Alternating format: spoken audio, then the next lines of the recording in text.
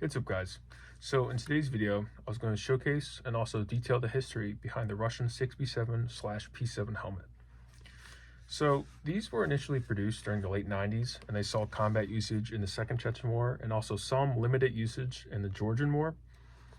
These composite helmets were some of the first fully composite Russian helmets to be made in the decades leading up to the production of this helmet, and also in the decades after the production of this helmet.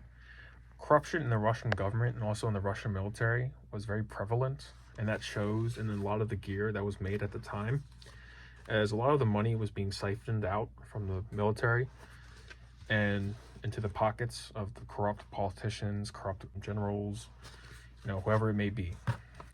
And that really shows in this helmet, the 6B7/P7, and also in a lot of the other earlier Russian fully composite helmets. They're very crude, very poorly made. They really do not stand up to any of its Western counterparts at the time, like the British MK6 and also the American Kevlar. These really do not hold up or even shine a candle to those helmets. The 6B7/P7 came in a camouflage similar to the one on this 6B7.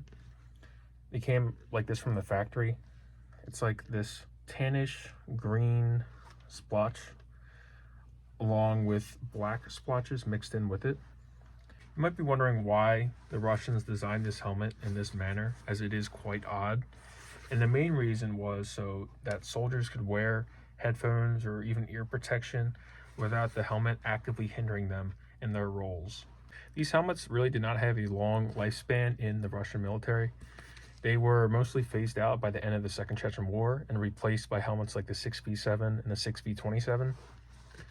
You rarely will ever see photos of these being used anytime after the Second Chechen War, if at all. I really don't think there's many photos, if any, of these helmets being used other than training purposes after the Second Chechen War. But yeah, that's pretty much the general history of these helmets. So I hope you guys learned something.